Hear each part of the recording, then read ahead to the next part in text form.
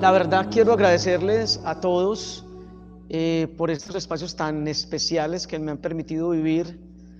Eh, yo hacía como síntesis ahorita en la mañana. Dios le decía gracias por traerme acá, a este lugar, porque ha sido una experiencia maravillosa. Verdaderamente he experimentado o vivido el amor de Dios en este encuentro con ustedes. Cada momento, cada espacio, cada diálogo, las conversaciones con el Padre, la calurosidad del Padre Francisco, también Padre Juan, Padre Francisco, el Padre, el señor Rector también, pues con todos ustedes la interacción ha sido para mí fabulosa. Ha sido un tiempo de recarga emocional, espiritual, esa Eucaristía tan sentida de ayer, esa maravillosa predicación con todo el tema pues de las 5 estaciones, como nos lo hiciste de manera pues esa analogía o comparación tan maravillosa que se queda en la mente, y cómo lo explicaste desde todos estos 90 días. Muchas gracias, Padre, así como la fidelidad a cada uno de los textos bíblicos y su respectivo aterrizaje en la vida, además de las experiencias que usted nos narró. Fue una vigilia para mí maravillosa. Terminé la noche con el corazón cargado y lleno. También me quedé muy impresionado ahorita, Padre, con la Eucaristía, esa forma en que usted transmite el amor que lleva en el alma, ese espíritu, esa forma en cómo hizo esa sinopsis entre su experiencia de estos 25 y 30 años, contando anécdotas tan lindas como el lugar donde dormían y cómo no le dejaban dormir con bolsas. Bueno, todo eso, pero también ese abrazo caluroso a los 2 jóvenes del propedéutico, esa mirada tan linda que vi que le manifestaba, toda esa ternura, ese apoyo, y los abrazó. Las aclaraciones sobre cómo el credo tiene que ir más allá de algo que se recita, así como también todo lo que nos enseñaste de los miedos. Y la interacción con cada uno de los seminaristas para mí ha sido maravilloso, así que les agradezco en el nombre de Jesús por haberme invitado a recibir tanto amor, tanto Espíritu Santo que ustedes tienen. Gracias por ser fieles, gracias por guardarse, gracias por perseverar, porque nos edifican mucho a todas las personas que entramos en contacto con ustedes. Lo he dicho, lo reitero, desde la primera conversación con el Padre y todas las conversaciones con Steven, no he hecho sino recibir amor y testimonio de Dios a través de ustedes. Tienen el don de la acogida, tienen el don del amor, tienen el don del Santo Espíritu, así que el Señor les bendiga y le multiplique por tanta generosidad. Y recuerden que Dios no se deja ganar en generosidad. La generosidad que han tenido conmigo, Dios también entonces la tiene con ustedes. Vamos a darle continuidad entonces a la secuencia de temas que hemos ido desarrollando. En primera instancia entonces tratamos de definir quién era el Espíritu Santo de acuerdo a la percepción o interpretación de los autores bíblicos, y desde ahí hicimos un aterrizaje en 3 posturas: cómo el Espíritu Santo produce vida, ¿recuerdan? ¿Qué más? Orden y belleza. Hicimos las aplicaciones pertinentes. Después permitimos que el Padre Fray Nelson Medina nos iluminara cómo conocer el Espíritu Santo a través de sus obras, y desde ahí nos habló de 8 contrastes muy interesantes que se sintetizan como en 3. El primer contraste, es el poder del Espíritu Santo versus la ternura del Espíritu Santo, y quedó muy claro, ¿cierto? Los momentos en que actúa con poder y los momentos en que actúa con dulzura. Pero después nos habló de otro contraste que es el quebrantamiento. ¿Y qué más?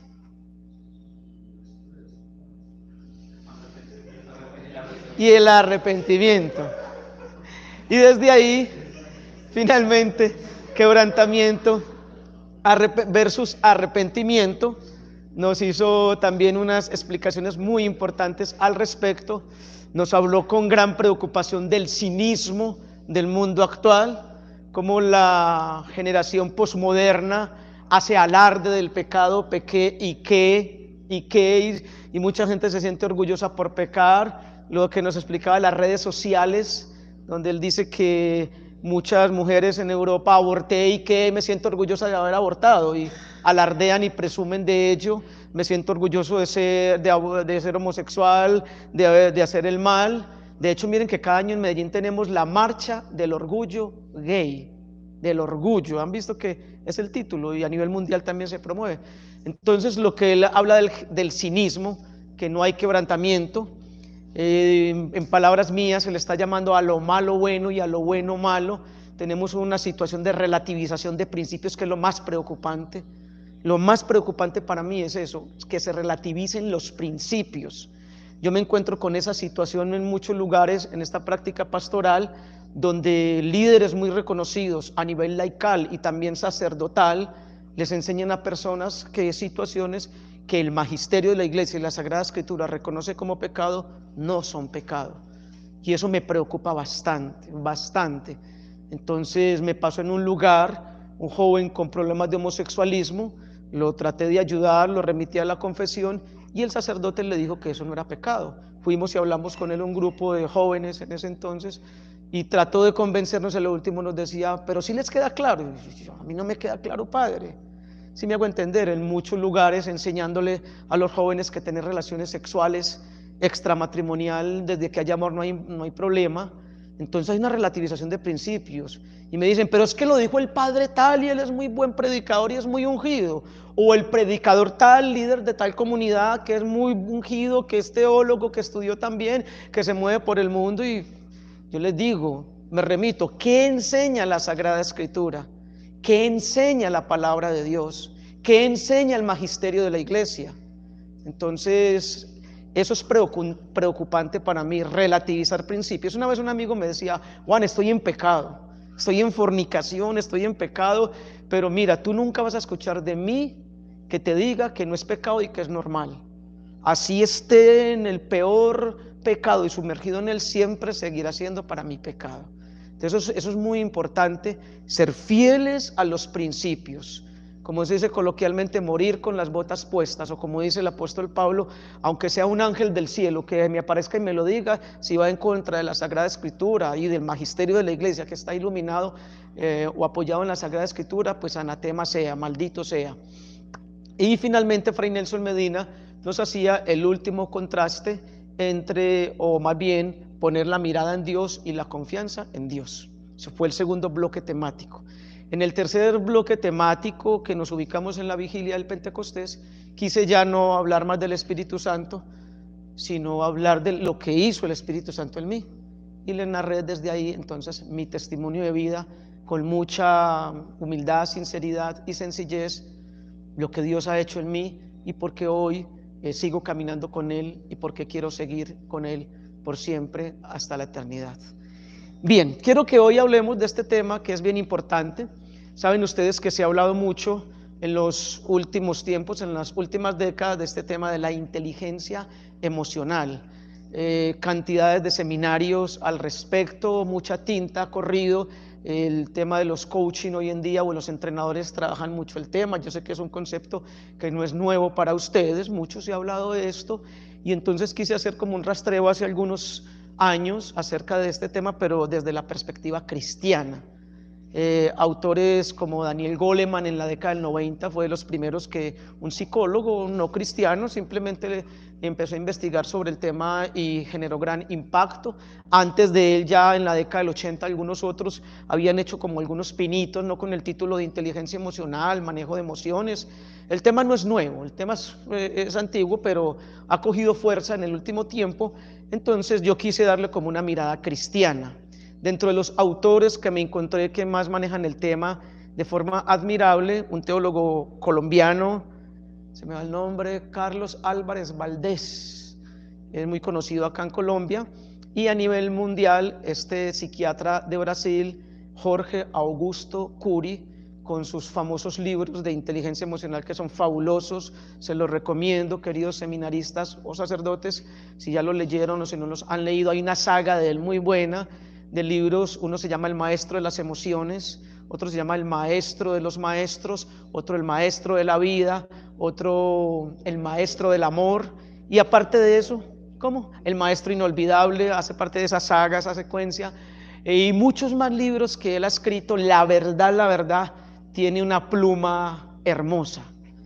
es poético, es inspirador, es espiritual, y él se dedicó a investigar la inteligencia emocional de Jesús desde la óptica psiquiátrica y psicológica, y entonces no lo hace desde la parte teológica, pero yo diría que parece teólogo, porque la verdad es muy, muy buena la literatura de él y muy recomendable. No veo nada como en contra hasta el momento en lo que he leído de él que atente contra nuestra fe cristiana. Entonces quise hacer como un rastreo desde ahí y trabajar en este tema. Hablemos entonces de ello, el Espíritu Santo y la inteligencia emocional. Ya ayer decíamos entonces esta pequeña frase que en cuanto al Espíritu Santo, que ni la iglesia, ni María, ni los apóstoles, ni los santos serían nada sin la fuerza, el poder del Espíritu Santo. Que el Espíritu Santo es la vida, la fuerza, el alma, la impronta, el ADN más profundo de la iglesia.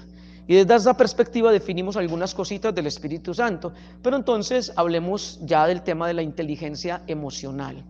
Dicho de manera muy sencilla y muy práctica, la inteligencia emocional hace alusión simplemente a la capacidad que tenemos los seres humanos de manejar, encauzar, canalizar nuestras emociones.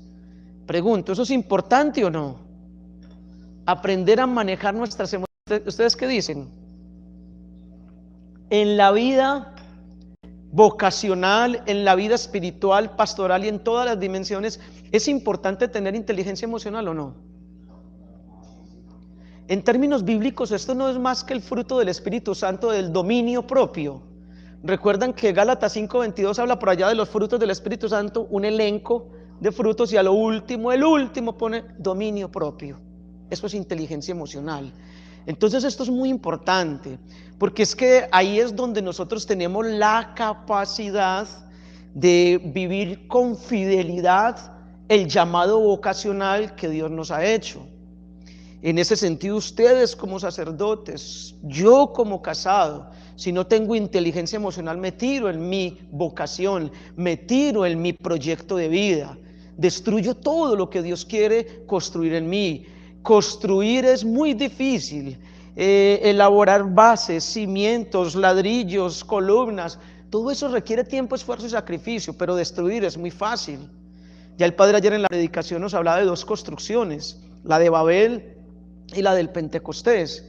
Entonces en ese sentido tendríamos que ponerle unas bases muy sólidas, unos cimientos muy fuertes a nuestro proyecto de vida.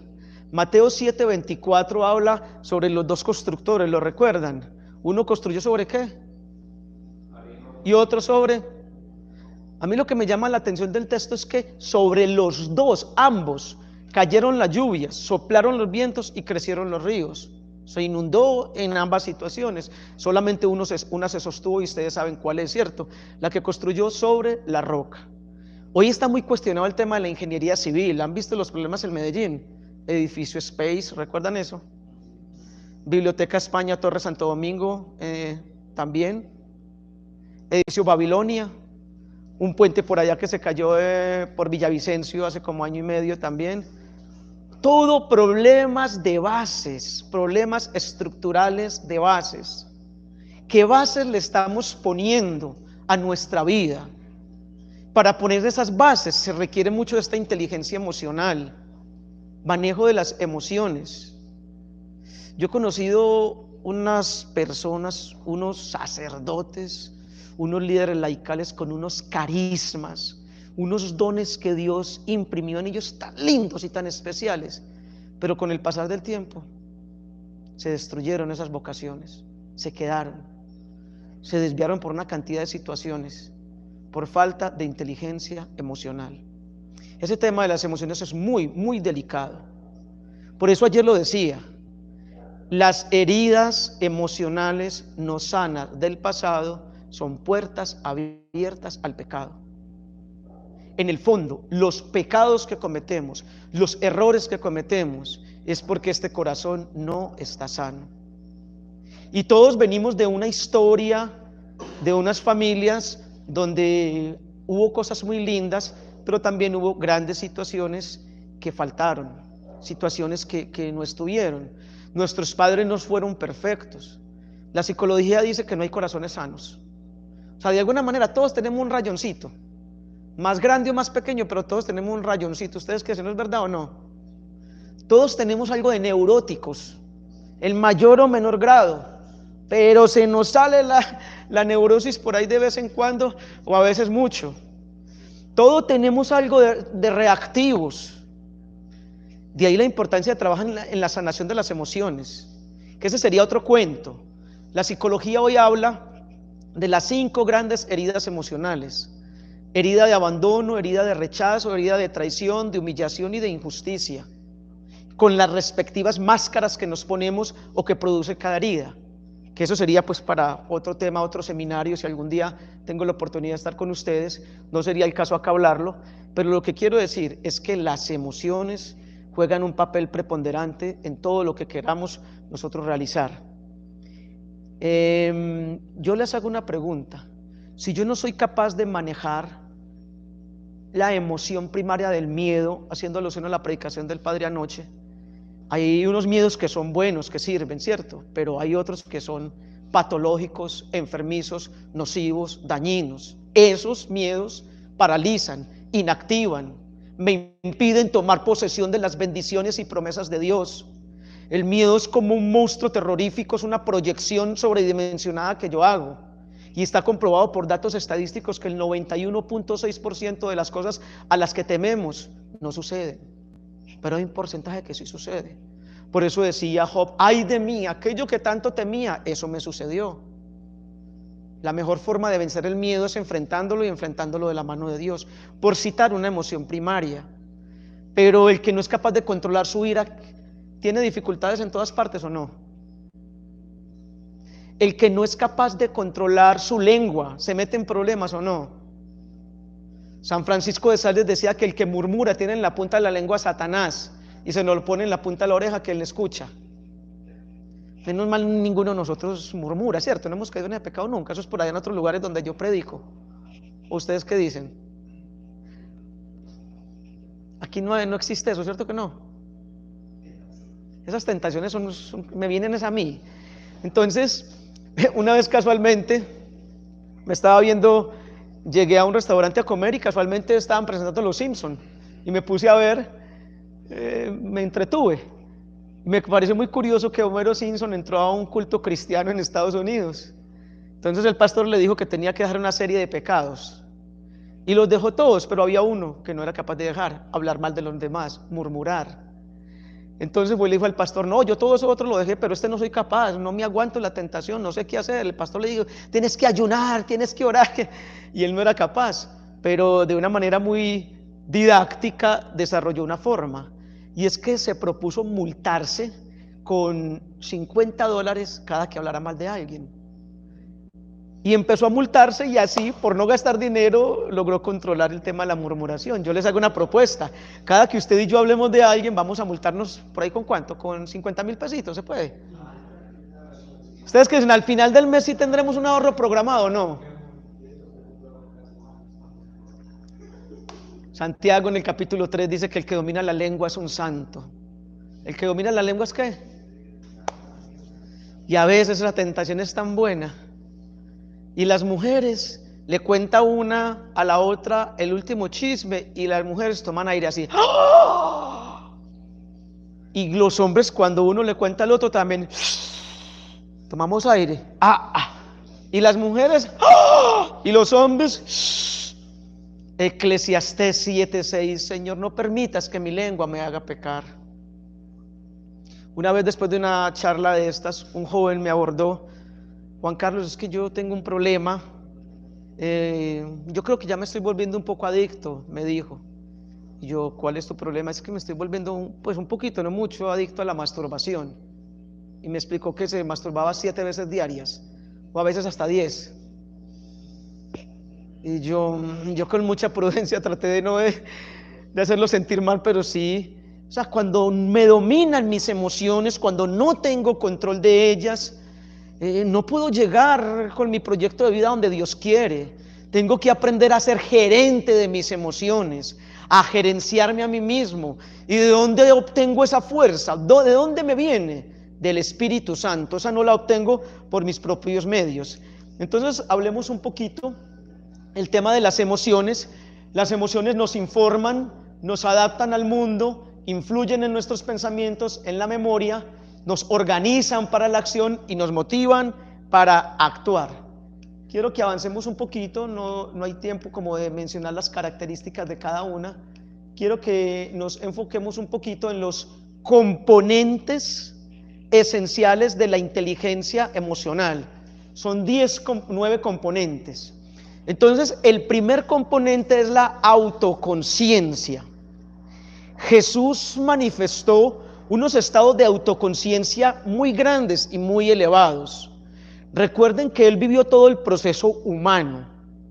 El hecho de que sea el Hijo de Dios no quiere decir que se brincó procesos humanos. O sea, Él lentamente va tomando conciencia de quién es, para qué vino a este mundo, para qué está acá. Jesús, a la hora de ayudar a los demás, utilizó poderes sobrenaturales, de sanación, de hacer exorcismos, de caminar sobre las aguas, pero a la hora del mismo vivió toda su humanidad, y aún esas facultades y dones extraordinarios se los otorgó a sus discípulos. Entonces, la autoconciencia.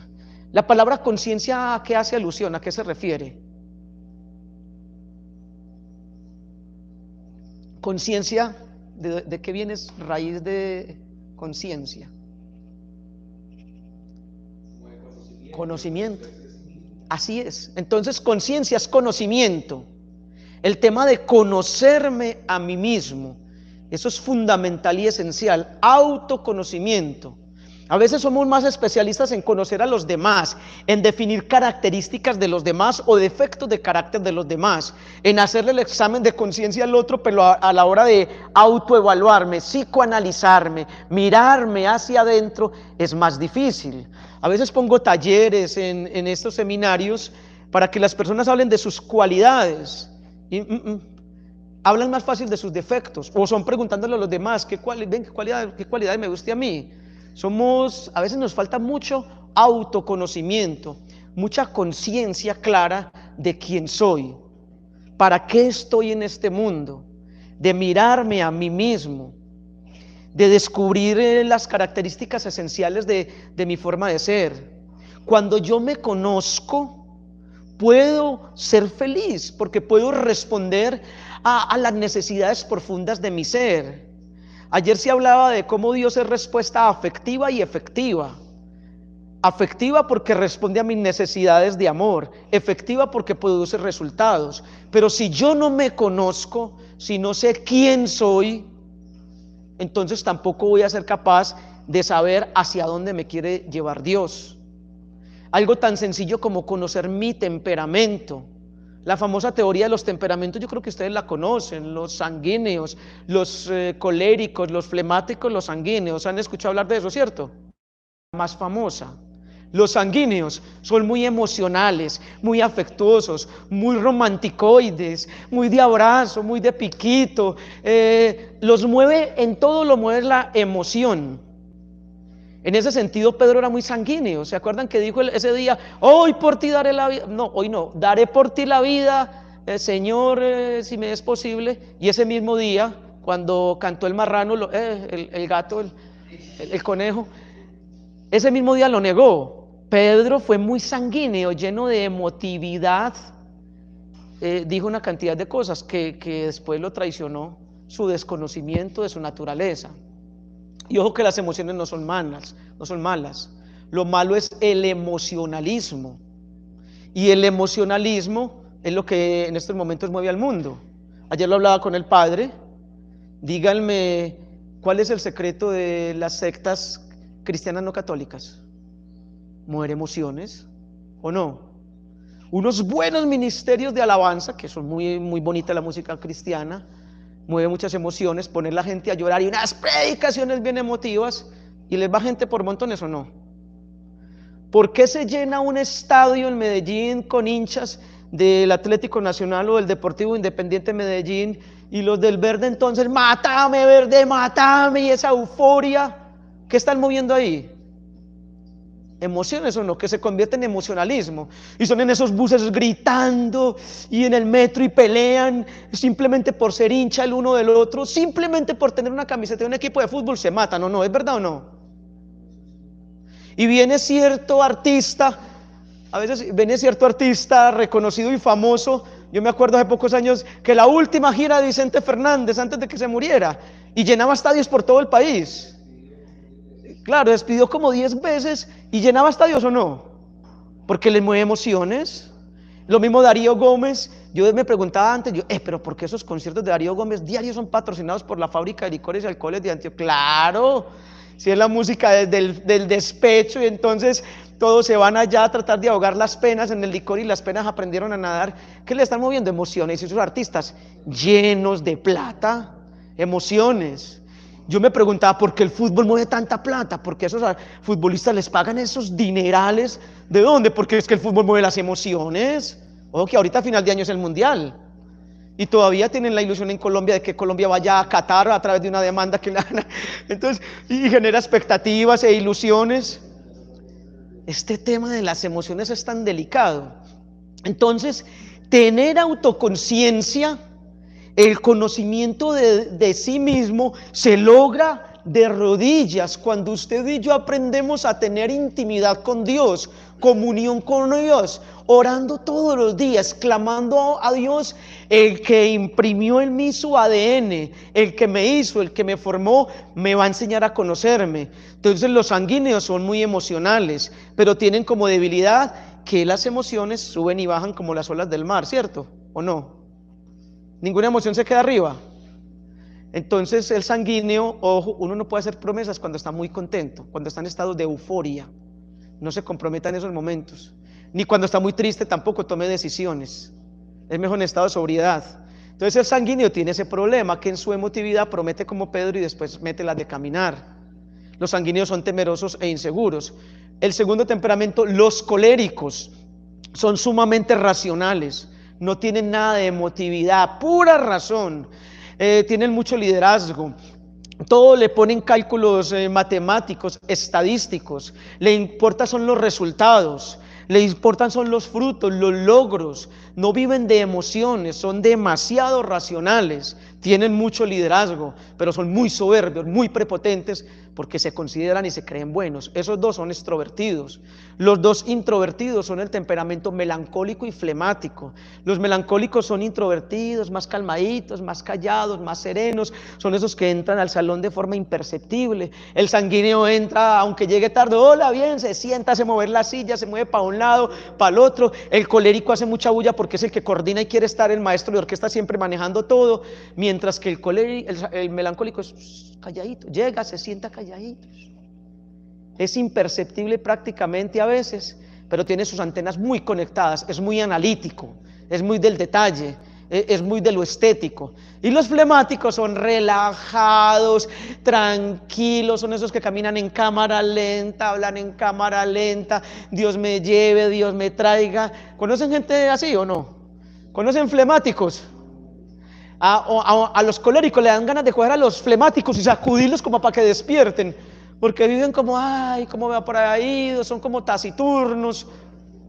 Entonces, si yo sé cuál temperamento es el mío, si soy sanguíneo, los sanguíneos son muy buenos para hablar, son muy buenos para dar las conferencias, para predicar, para la oratoria, para ser comediantes, para obras de teatro, para hacer narraciones, sobredimensionan, son muy fluidos, si se quedan callados les salen letreros. Ahora ya saben por qué soy predicador. Entonces, ese tema, si yo me conozco, voy a tener más claridad. En ese sentido, entonces, es muy importante conocer mi temperamento, pero también mi carácter. La palabra carácter viene de características. ¿Y qué es el carácter? Son las características que yo voy adquiriendo en mi proceso evolutivo, de acuerdo a la familia en la que crezca y al ambiente social o a los establecimientos educativos, voy formando un carácter. Entonces el temperamento es genético, nazco con él. ¿Cuáles son los 4 temperamentos?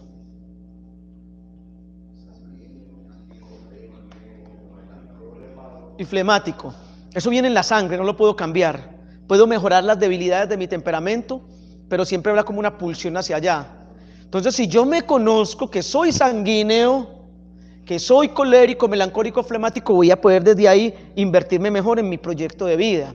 Pero si conozco mi carácter también, las características que he desarrollado en mi proceso evolutivo, maravilloso. Pero si a la vez conozco cuáles son mis habilidades, cuáles son mis cualidades, en qué soy fuerte, cuál es mi potencial, lo voy a poder canalizar o encauzar mejor. En ese sentido, entonces, podemos ver a un Pedro muy sanguíneo, a un Pablo muy colérico. Se dice que Pablo evangelizó casi que solito todo Asia Menor. Llegó a Filipos, montó comunidad y chao, me voy para Éfeso a montar comunidad en Éfeso. Formó comunidad y se fue, chao, me voy para Galacia, montó comunidad a los Gálatas y les mandaba cartas regañando y después pasaba exhortando, formaba líderes, pero una voluntad de hierro no. Se dice que Pablo predicó incluso más que Jesús en cuestión pues de ministerio y de tiempo. Entonces, si soy claro en mi temperamento, en mi carácter, en mis cualidades, en mis habilidades, pero también en mis debilidades, sé cómo invertirme. En esa línea, entonces, yo, Juan Carlos Restrepo, yo he tenido que analizarme mucho a mí mismo, aprender a conocerme. Yo sé en qué soy bueno. Y ya por eso yo no me comprometo en cosas que antes decía sí, en actos de generosidad y en aras de la evangelización y de servir a los demás, y me metía en problemas. Ya no. Yo les digo a muchas personas, miren, ese no es mi fuerte. Y lo remito a personas o lugares donde sé que tienen esa fuerza, esa capacidad. ¿Sí queda claro eso? Que yo tenga claro cuál es mi talón de Aquiles. Pregunto, ¿todos tenemos un área de debilidad o un talón de Aquiles o no? Un caballito de batalla. Y eso me ayuda a ser prudente, el autoconocimiento. Oseas 4:6 dice, mi pueblo perece por falta de ¿qué? De conocimiento. O sea que el desconocimiento o la ignorancia es una forma del mal.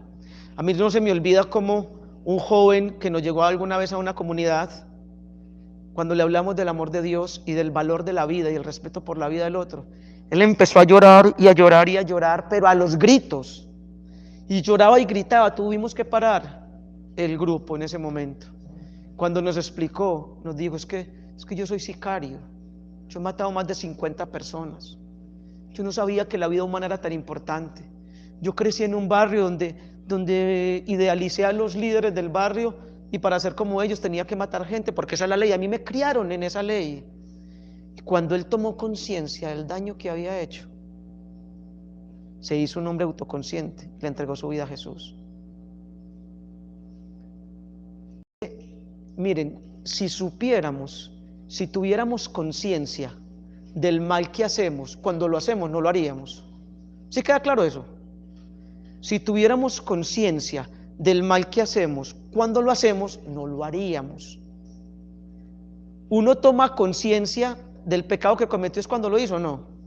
Cuando ya la embarró, cuando ya metió las de caminar. Pongamos el ejemplo del señor que su esposa ya está gordita, que por el pasar de los años y el nacimiento de los hijos ya tiene su zona bananera y le fue pasando el tiempo y la fuerza de gravedad fue haciendo su efecto. Entonces le aparece una niña muy sensual, muy joven, con un cuerpo voluptuoso, mucho por acá, abdomen plano y mucho por acá, y se descresta. Y se va detrás de ella, y se va con ella de noche de pasiones, de noche de copas, noche loca, y es tan de malas que la esposa le cuentan dónde está, y ella va y lo descubre en ese lugar. Y entonces él, después de 30 años de vida matrimonial, de un hogar hermoso, de unos hijos que lo quieren, lo echan de la casa, le toca irse a vivir a un lugar aparte, lejos del amor, a pasar necesidades, a sufrir, entra en quiebra económica, supongamos, y al mes le llama a la niña con la que estuvo a dar la noticia que está en embarazo de él. ¿Ustedes creen que cuando ya él se le viene el mundo encima, él tomó ahí conciencia del error que cometió o no? Ahí sí toma conciencia o no. Cuando ese sábado en la tarde se estaba organizando, preparando la motivación de pasiones, él tenía conciencia del daño que se iba a... Miren, si nosotros tuviéramos conciencia del mal que hacemos, cuando lo hacemos, no lo haríamos. ¿Ustedes creen esto es verdad o no?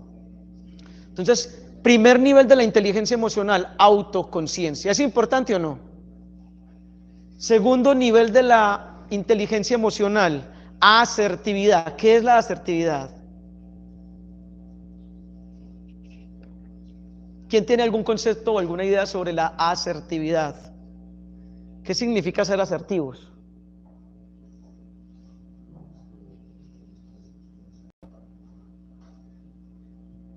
Nadie. Los padres. Padres, ¿qué es ser asertivo?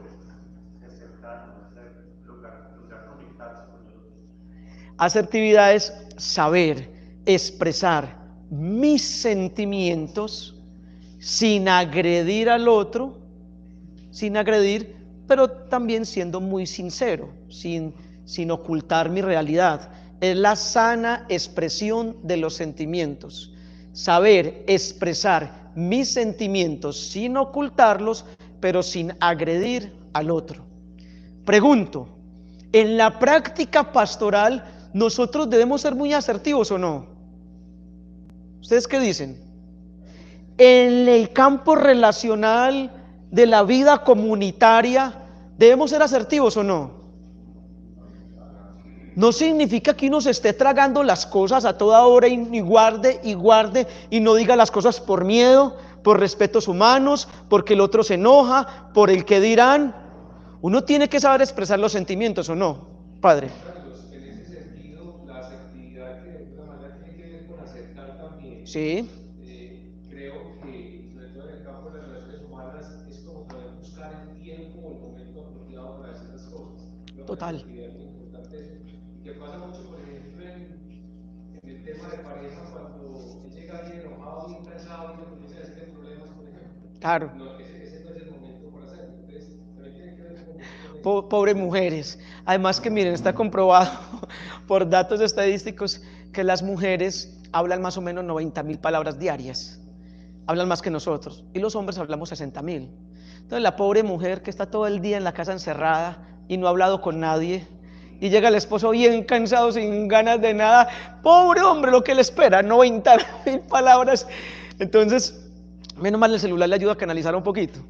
Entonces sí, asertividad tiene que ver con eso, con la sana expresión de los sentimientos. No podemos guardar, porque cuando guarda una persona, ¿qué ocurre después? Explotas, bomba de tiempo, olla de presión que boom, después tiene que drenar por algo. Y cuando explotamos lo hacemos de la manera menos indicada, en el momento menos indicado, en aras de lo que acaba de decir el padre, con la actitud menos indicada, la persona menos indicada. Por eso es importante el tema de la asertividad. Y ahí se juega mucho el tema de las técnicas de comunicación. Yo lo utilizo mucho en mi relación de pareja, como lo que hace el padre. Siempre tengan en cuenta estos principios a la hora de la comunicación con el otro, sobre todo cuando hay temas fuertes. En la comunicación natural pues no influye tanto, pero cuando hay temas o cositas que yo tengo en el corazón que debo hablar. Número 1, pedirle a Dios en oración que me muestre el momento indicado. Listo. 1, momento indicado. 2, que me dé las palabras adecuadas. Porque hay palabras que duelen más que un golpe, ¿o no?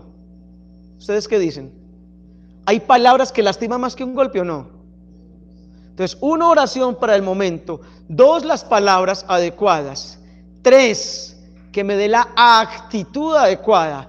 Porque mi expresión facial y corporal hablan de lo que tengo en el corazón o no. La actitud es el aroma de mi corazón, dirá por ahí una película cristiana. Y algún santico decía que si las actitudes tuvieran olores, nadie se nos arrimaría. ¿Ustedes qué dicen? De acuerdo a la actitud que yo tengo hoy, ¿a qué huelo? ¿A loción fina? ¿A la loción del padre ayer que se sentía la fragancia en toda la casa? ¿O a pachulí? Mi actitud que esparce, que refleja. 4, ojo, 4. Entonces, ¿cuál es la primera característica en técnicas de comunicación? ¿Cuál es la primera? Para ser asertivos. ¿Cuál? No, la primera que dije. Orar, oración, para que Dios me muestre el momento, ahí sí. La segunda, ¿cuál es? Las palabras adecuadas. Tercera, ¿cuál es? Actitud adecuada. Cuarto, tono de voz agradable. Cuando uno va a hablar con el otro algo muy importante, el tono de voz es demasiado primordial. Porque si le estoy hablando duro al otro y con el tonito aquel, es malo.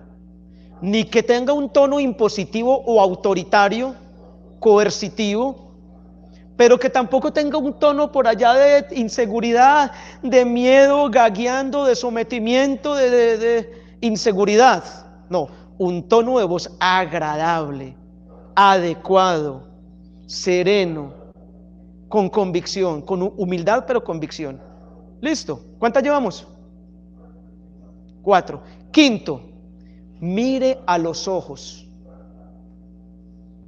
Cuando usted le esté hablando al otro, si yo estoy acá con ustedes diciéndoles, entonces la inteligencia emocional y mirando por allá aquella manguita y sí, como les y la inteligencia y mirando la Virgen, ¿ustedes cómo se van a sentir?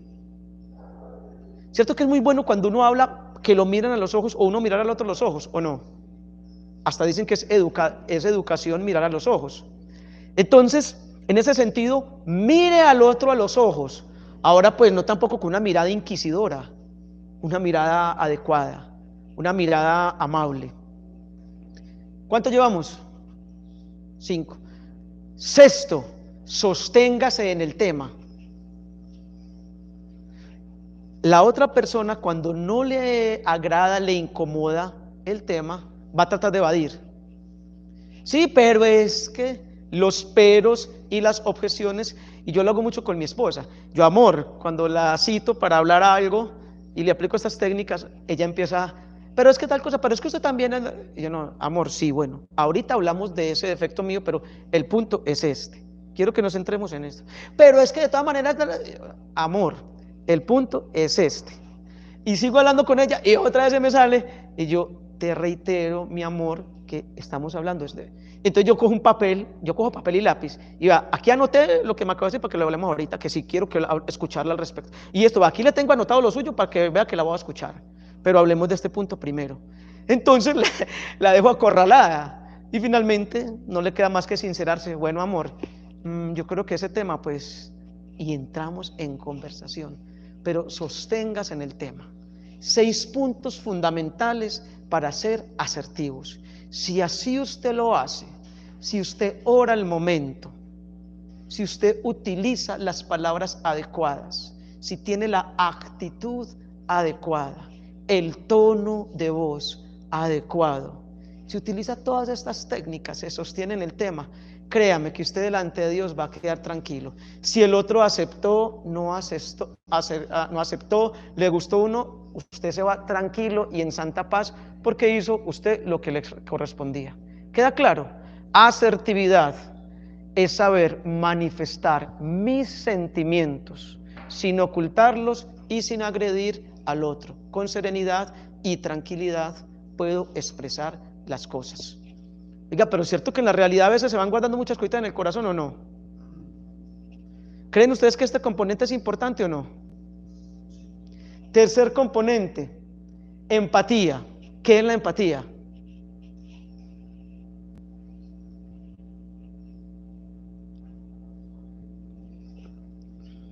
¿Qué significa la palabra empatía? Ahorita el padre se acercó, desde la asertividad se acercó mucho a ella, desde lo que definió de asertividad. Miren, empatía es simplemente comprender el universo emocional del otro. Eso es empatía, comprender el universo emocional del otro. Comprender el universo emocional del otro. Ignacio Larrañaga decía que si comprendiéramos al otro, no necesitaríamos perdonarlo. ¿Qué pasó? Agárrame. No, Ignacio con la garra mía. Ignacio Larrañaga decía que si comprendiéramos al otro, no necesitaríamos perdonarlo. Es decir, nosotros a veces nos enganchamos con la reacción neurótica del otro, desconociendo que el que actúa reactivamente, que el que es malhumorado, irritable, dolorido, inseguro, hipersensible, miedoso, acomplejado, evasivo, temeroso. Todas esas cosas que tiene el otro que a mí me molestan, todo es un patrón que viene arrastrando hace rato. No, a veces no sabemos cómo ha sufrido esa persona con ese mal genio, cómo siempre ha tenido problemas. Una vez me pasaba con mi suegra, a quien quiero mucho, que frente a una actitud de ella que no me gustó y yo le reclamé, la quiero de corazón, tengo un sentimiento muy lindo de gratitud con ella, pero no significa que no haya tenido mis fricciones con ella también. Claro.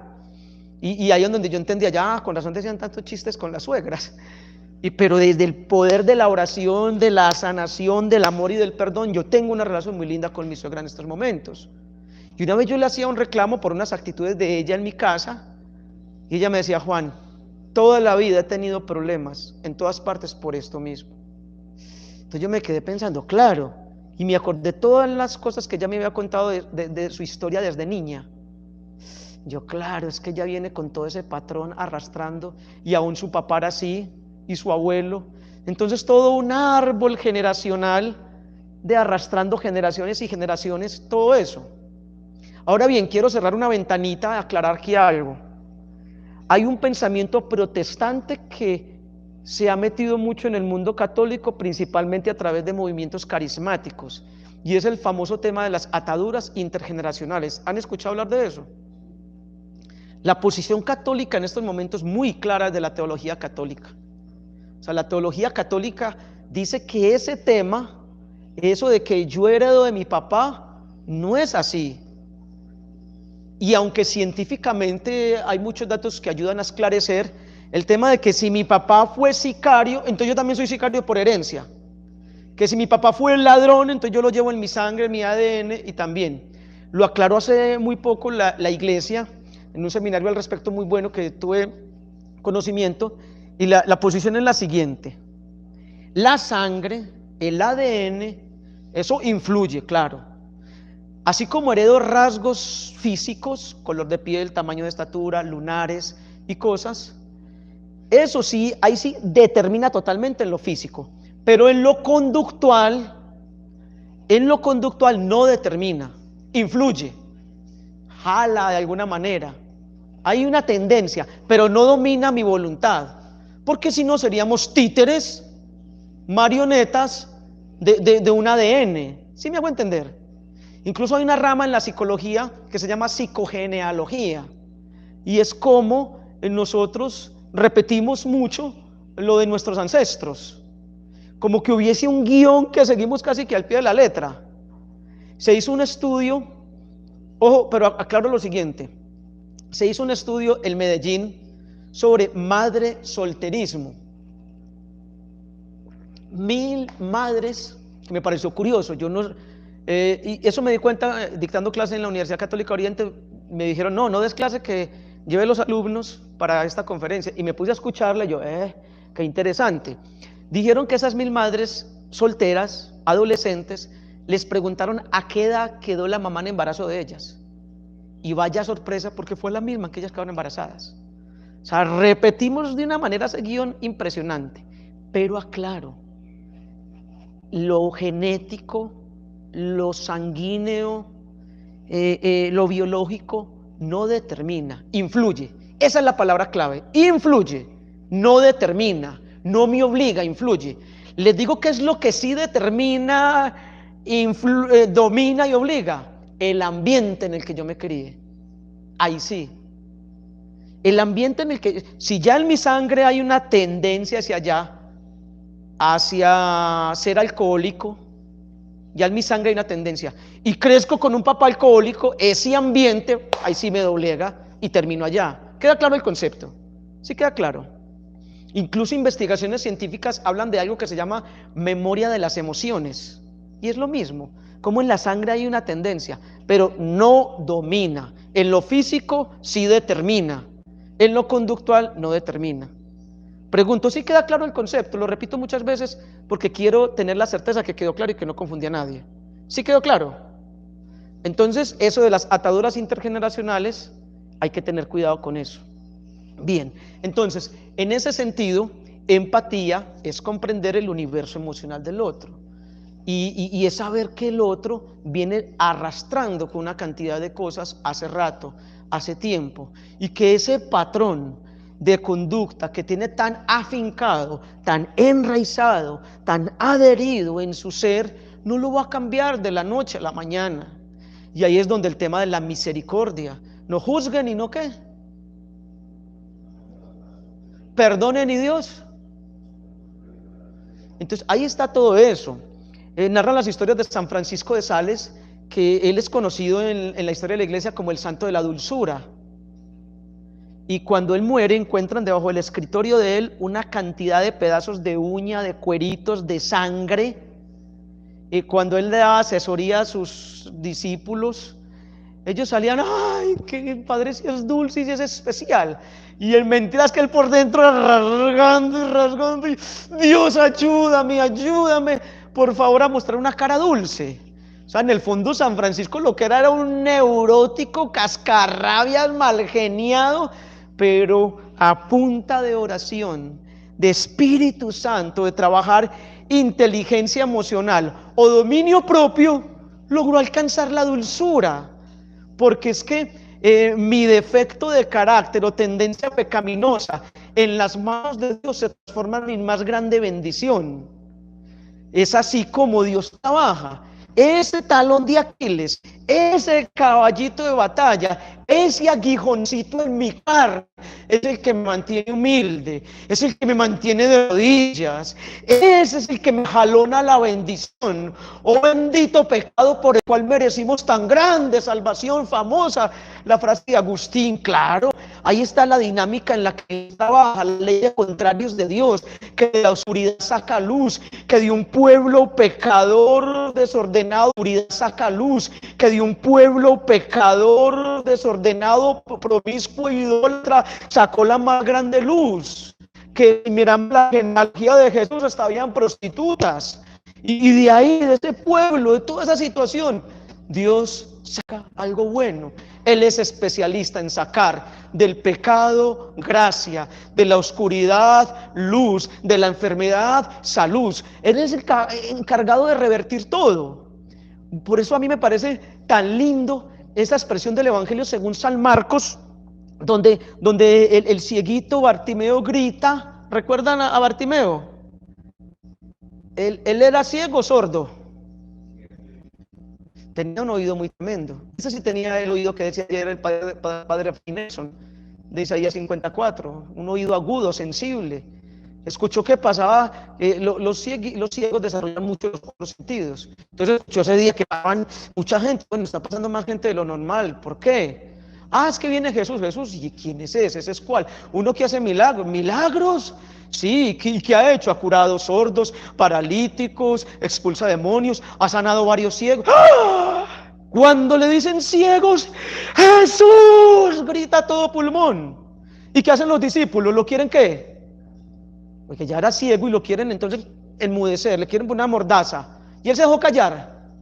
Gritó con más fuerza, Jesús. Esa es la oración. Cuando el problema sigue y sigue y me quiere callar, y yo sigo aumentando la oración y oro con más intensidad, hasta que gritó tan duro que el grito de Bartimeo tocó el corazón de Jesús. Jesús no quemó llanta, como dicen los jóvenes en las motos o en bicicletas. Quemó llanta. Sintió algo en el corazón, sintió empatía, se devolvió y a reglón seguido, en lo más lindo del texto, se inclina, le dice, dime, ¿qué quieres que haga por ti? Eso es hermosísimo. Se imagínese en este momento, cierra sus ojos, imagine que Dios le está diciendo en estos momentos, Jesús, dime, hijo mío, hijita mía, dime, hoy 5 de junio del 2022, dime por favor, dime, ¿qué quieres que haga por ti? Eso es hermoso, como quien dice, ¿dónde te duele? ¿Qué te preocupa? ¿Qué te angustia? ¿Qué te roba la paz? ¿Qué te afecta? Dime, ¿qué quieres que haga por ti? Yo siempre he dicho que las mamás son especialistas en anestesiar dolores. Cuando un niño se cae en un parque y se aporrea, ¡ay! Se aporreó con el columpio. Y ¿dónde, mami, me aporreó aquí la rueda? ¿Dónde, hijo? ¿Dónde? La mamá primero que todo, cuando escucha el grito del niño, hacia allá en 50 niños, ¿reconoce el grito del hijo? No. mamá, ahí mismo sale corriendo, créanme, corre más que Usain Bolt, el atleta más veloz del mundo hace pocos años. Para una mamá, el grito de un hijo es poderosísimo, ¿no? Tiene todos los sentidos conectados hacia allá, todas sus parabólicas, y corre más veloz que Flash. ¿Dónde se aporreó aquí en la rodilla con ese columpio? Y la mamá tiene la mejor anestesia, el mejor analgésico del mundo. Saliva en la rodillita, ya mi amor, ya. ¿Y se le quita el dolor al niño? No. ¿Apunta saliva? No. Esa es la mejor anestesia. Y enseguida un pavo el columpio donde se aporreó el niño, y ya. ¿Y el niño quedó calmado? No. Miren, así como para una madre no hay nada más poderoso que el grito de un hijo. Para Jesús, para Dios, no hay nada más poderoso que el grito de un hijo, que el grito de nosotros. Si clamas, si gritas pidiendo ayuda, yo te contestaré, te diré, allí estoy. Salmo 102. Entonces, y también 116. 116, ¿cómo es que dice? Bendeciré al Señor con toda mi alma. 102 es el que dice el grito, pero el 116... ¿cómo te pagaré todo el bien que me has hecho, Señor? Amo al Señor porque escucha mi voz suplicante, dice el 116. Entonces, tenía las hormonas un poquito adormecidas en ese recuerdo. Entonces, en ese sentido, no hay nada más poderoso para Dios que el grito de su Hijo.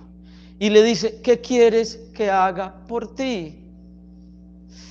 Eso es muy poderoso. Es que créanme que con Jesús vivimos la mejor de todas las experiencias. Tener a Jesús es lo más, una relación profunda y cercana con Él. Cuando Dios se manifiesta a Moisés en la zarza, en el Éxodo, ¿lo recuerdan? ¿Sí recuerdan la manifestación de Dios en la zarza en el Éxodo? Pregunto, ¿sí o no? Sí. ¿Tienen sueño? ¿Los tengo cansados? Padre, ¿será que oro por alguien y le digo que en paz descanse o qué? Ah, no, bueno. ¿Cuál fue el nombre que le dio Dios a Moisés cuando se le apareció en la zarza? Cuando Moisés le dice, bueno, ¿y usted cómo se llama? Yo que le digo al faraón, que voy en nombre de cuál Dios. ¿Cómo le dijo? Yo soy el que soy. Ese nombre no les parece muy raro. Si yo les digo a ustedes acá, mucho gusto, yo soy el que soy. ¿Qué me va a decir usted? Pues va a pensar raro, pues claro, yo sé que usted es el que pues otro. Ese yo soy el que soy a lo largo de la revelación bíblica del Antiguo y Nuevo Testamento se convierte en la expresión yo soy el que soy, se convierte en la expresión yo seré para ti lo que tú necesites de mí. Ojo pues el cambio. Yo soy el que soy se convierte en ¿cuál frase? Yo seré para ti lo que tú necesites de mí. Si estás cansado, yo seré tu descanso. Si estás triste, yo seré tu alegría. Si estás solo, yo seré tu compañía. Si estás confundido, yo seré tu verdad. Si estás muerto, yo seré tu vida. Yo seré para ti lo que tú necesites de mí. Si estás cansado, yo seré tu descanso. Mateo 11:28, vengan los que están cansados. Si estás triste, yo seré tu alegría. Juan 15:11, yo vine para que ustedes tengan alegría, esa alegría llegue a la plenitud. Si estás perdido, yo seré tu camino. Juan 14:6, yo soy la verdad, el camino y la vida. Si estás confundido, yo soy la verdad, el camino y la vida, la misma cita bíblica. Si estás solo, yo seré tu compañía. Mateo 28:20, vayan y anuncien, y he aquí que yo estaré con ustedes día a día hasta el fin de los tiempos. Si estás muerto, yo seré tu vida. Juan 11, yo soy la resurrección y la vida, el que crea en mí aunque muera vivirá, y si vive no morirá jamás. Yo seré para ti lo que tú necesites de mí. Es que con Dios todo se transforma. Con Dios la debilidad se convierte en fortaleza. ¿Algún débil acá? Levante la mano los débiles. En cambio yo también. Con Dios la debilidad se convierte en fortaleza. La pequeñez se convierte en grandeza. Con Dios la esclavitud se convierte en libertad. Con Dios la impotencia se convierte en poder. Con Dios lo difícil se hace fácil. Lo lejano se hace cercano. Lo imposible se hace posible. Los sueños realidad y las promesas cumplimiento. Yo seré para ti lo que tú necesites de mí. Espero haberlo dicho a tiempo. Empatía. Comprender el universo emocional del otro, porque ya hay uno que ha comprendido nuestro universo emocional, subiéndose a una cruz, haciéndose hombre.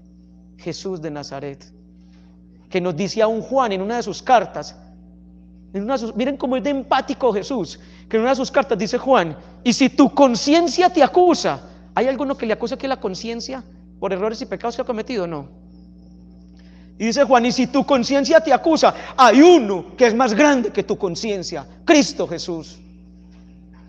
Por eso la mujer adúltera, ¿dónde están los que te condenan? Si yo tampoco te condeno. Demostró que por encima de la ley estaba el amor.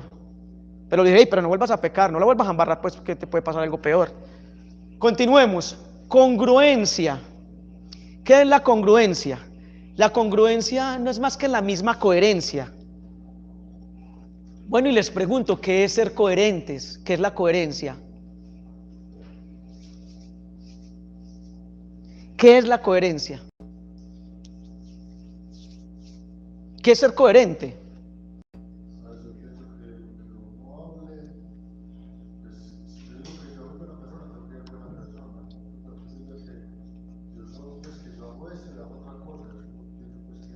Tiene toda la razón nuestro representante de Angostura. Es así. La verdad es que sí. Hay varios tipos de coherencia. Una es la coherencia interna. ¿Qué es la coherencia interna? La unidad entre lo que pienso, lo que hablo, lo que siento y lo que hago. Esa es la unidad interna. ¿Unidad entre qué? Lo que hablo, lo que siento y lo que hago. A veces pensamos una cosa, a veces pensamos una cosa, hablamos otra, sentimos otra y hacemos otra. Qué división tan tremenda, qué incoherencia, ¿o no? Por eso dice el Evangelio e Isaías 29:13: este pueblo me honra con sus labios, pero su corazón está ¿qué? Lejos de mí. Ese cristianismo sociológico nos va a matar. Necesitamos un cristianismo más coherente. Y ese cristianismo sociológico de afuera es muy terrible, donde la gente es católica por tradición, y el hecho de nacer en un aeropuerto no significa que yo sea aviador, ¿cierto? El hecho de nacer en un gallinero no significa que yo sea gallina, ¿cierto que no? Ahí hay que trabajar mucho en la coherencia de vida, coherencia interior. Y esa unidad interna nos la hace un llamado ya del Deuteronomio en el famoso Shema. ¿Recuerdan que, cómo dice Shema? Escucha, amarás al Señor con toda tu mente, con todo tú y todas tus. Ahí está la coherencia. Ahí está la coherencia. Miren, cuando comenzó la Segunda Guerra Mundial, Hitler, ¿a cuál raza fue la que quiso exterminar? ¿A los judíos? Muchos judíos entonces, cuando Hitler estaba arrasando con Europa, fueron a buscar en monasterios católicos y conventos católicos quién les cuidara a sus niños, y se los llevaron a monjitas, a monjes, los niños, para salvarlos del exterminio nazi, con la esperanza de que al finalizar la guerra pudieran recobrar sus hijitos. Se acabó la guerra y la mayoría de estos papás murieron, pero la comunidad judía tomó la decisión de ir por esos niños. No importa que no tengan papás, sean huérfanos, ellos no son cristianos, católicos, son judíos, vamos por ellos. Y una mujer que se dio a la tarea de hacer esto, ir a por estos niños y recuperarlos, llegó a un convento, habló con la madre superiora y le dijo: madre, yo vengo por estos niños. Y la madre le dijo: es que es muy difícil determinar si son judíos o no, porque la mayoría son niños de 2 o 3 añitos y no van a saber decirte, o menos edad, de menos de 2 años. Y la mujer dijo: no, yo tengo un método a través del cual sí me doy cuenta si son judíos o no. ¿A qué hora se acuestan los niños? ¿A qué hora se duermen? Le dijo: a las 7. Llegó a las 7, ella narra que había un pabellón grande con camas, estaban todos los niños acostaditos ya dormiditos, y empezó a cantar en voz alta el Shema: escucha, Israel. Los judíos, cuando se dan cuenta que su esposa está en embarazo, inmediatamente le dicen al niño o a la niña: escucha. Cuando saben cuál ya es el sexo, le dicen el nombre: escucha, amarás al Señor tu Dios todos los días, en la mañana y en la noche. mientras está en estado intrauterino, siempre se lo dicen. Y cuando nace, siempre en la mañana y en la noche, siempre en la mañana y en la noche. Cuando esta mujer empezó a cantar el Shema, inmediatamente niños de 1 año se sentaron, papá, papá, papá, papá, y supo cuáles eran los que verdaderamente eran judíos y los llevaron. Qué cosa tan linda. Cuando yo supe esto, no había nacido mi niño Josué, que tiene 6 años, y desde el vientre yo siempre le decía: Josué, amarás al Señor tu Dios. Y diario en las noches, Josué se sabe eso de memoria, y en las mañanas en la oración cuando lo llevo a la escuela: papi, la oración, escucha. Josué desde el vientre de la madre, intrauterinamente, se sabe el Shema, y mi Juanita también, se lo saben de memoria, y lo recitan diario. Cuando yo el Shema me lo llevo hasta los tuétanos, hasta el ADN, eso me unifica, uno mi mente con mi boca, con mi corazón, con todo mi ser. Eso se llama coherencia interior. Pero hay una segunda coherencia, que es la coherencia exterior, y esa la encontramos en 2 Corintios 15, versículo 1 y siguientes, donde el apóstol Pablo dice: porque a mi vez yo les transmití a ustedes lo mismo que yo recibí. ¿Lo recuerdan? Que en la última cena Jesús tomó el pan, lo partió, tomó el vino, lo repartió. ¿Qué está diciendo Pablo? Yo les transmití a ustedes lo que yo recibí. ¿Qué es coherencia exterior? Es ser fiel a la tradición que usted y yo recibimos. Muchos mártires, muchos santos ya derramaron su sangre, muchos hombres desgastaron su vida para que ustedes estuvieran en este seminario. La fe no llegó a América así de buenas a primeras. Tuvo que derramarse mucha sangre en los primeros siglos. Tuvo que haber personas que dieran sus vidas por estas causas, que se vinieran a evangelizar estas tierras. Ayer el padre me decía hermosamente cómo esta diócesis nace por un sacerdote, un obispo que tuvo una idea de las trillizas, las famosas trillizas. Entonces nacieron 3 diócesis a la vez, y créanme que todo eso que el padre ahorita, nuestro padre rector, decía con alegría que hace 25, 30 años que esta pieza ha servido para esto, él la ha disfrutado. Pero hubo otros que pagaron el sudor de la construcción, de la elaboración de este sueño, y a él ya le ha tocado sudar como rectores, es sostener este sueño. Y otros que vengan después, que son ustedes, van a sudar de otras maneras. Pero tenemos que ser fieles. Los que nos conservaron y transmitieron la fe, lo hicieron a precio de sangre, de donar sus vidas, de negarse a la pereza y al confort, de decirle no al pecado, de cargar la cruz, de llevar aguijones en la carne, de aprender a bastarse en la gracia de Dios. Porque es que Dios no le quitó el aguijón a Pablo, no se lo quiso quitarle. No le va a quitar eso. Bástate en mi gracia, como quien dice: ore, sea obediente, céntrese en mí, no es en esa debilidad, que yo le doy trabajo eso, pero no se lo quito.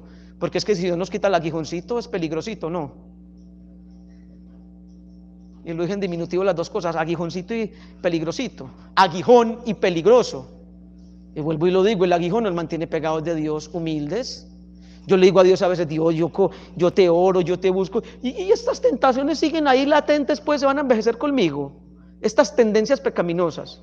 Y cierto que, y lo decía el cura de Ars, que el pecado se había convertido en su compañero más fiel y leal. El pecado, no, la tentación se había convertido en su compañera más fiel y leal, no lo desamparaba. A toda hora la tentación estaba al lado de él. ¿Alguno de ustedes también tiene por ahí tentaciones que son muy leales o muy fieles? Levanten la mano los que tienen tentaciones que son muy perseverantes.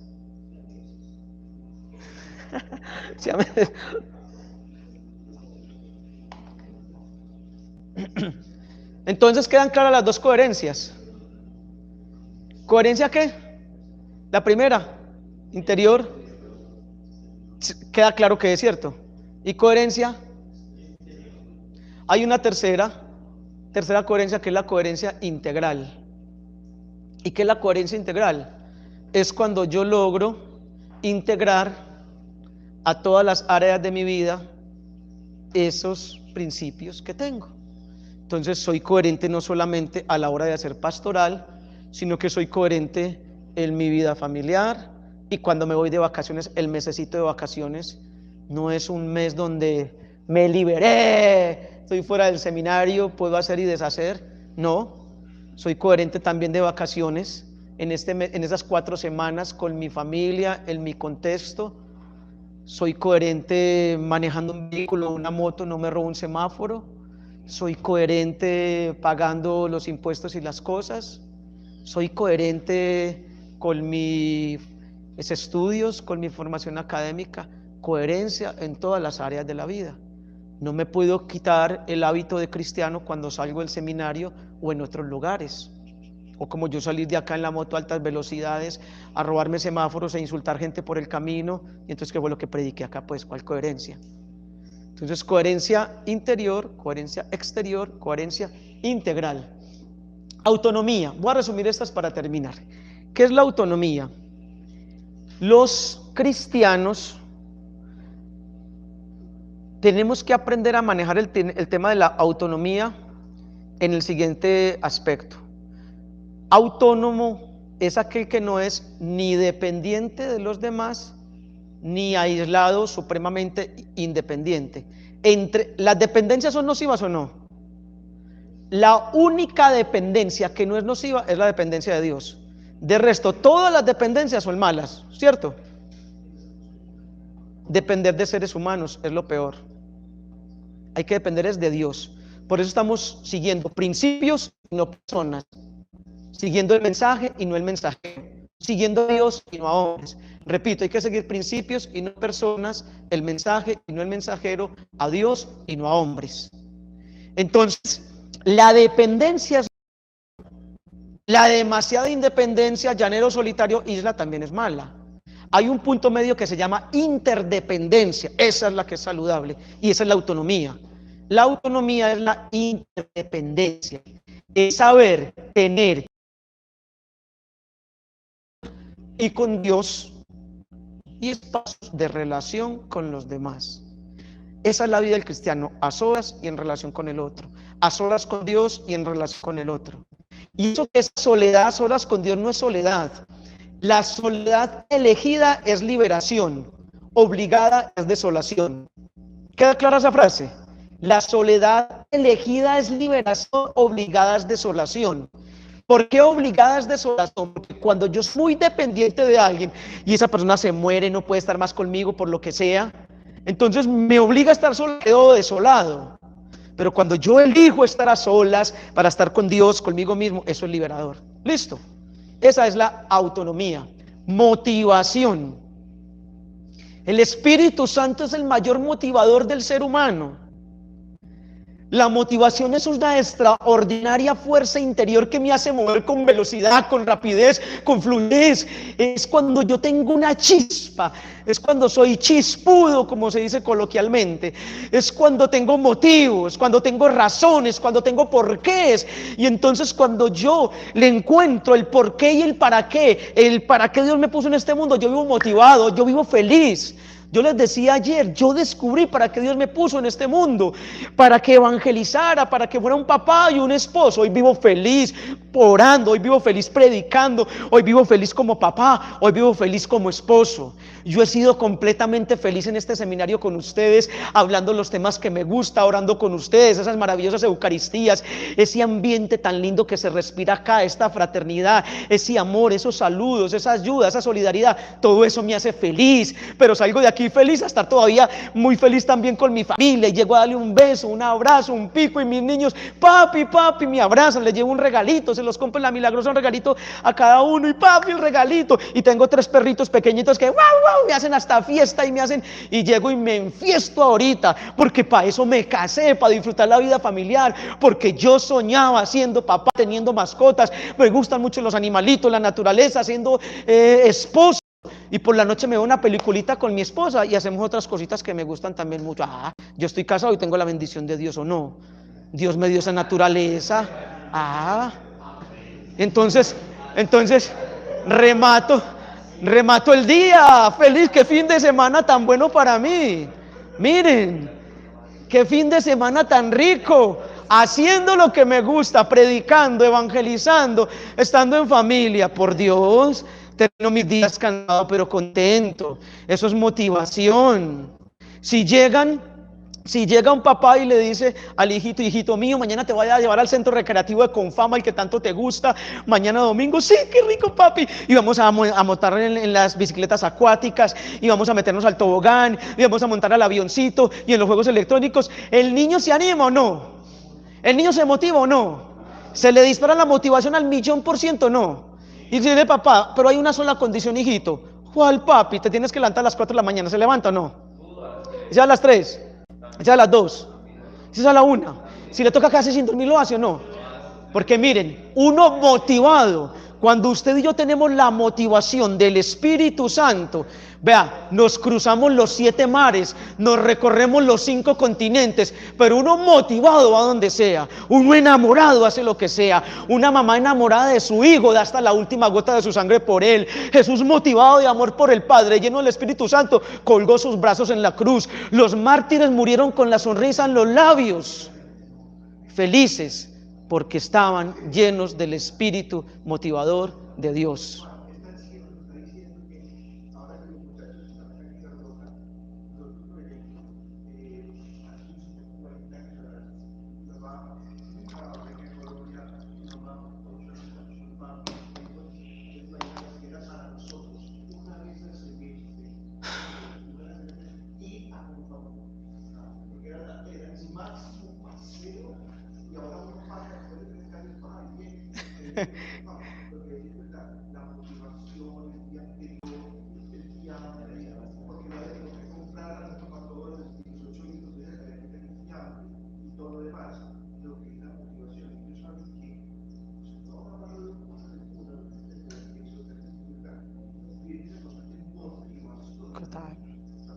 Así es, que se nos noten. Ustedes me han motivado a mí, padres.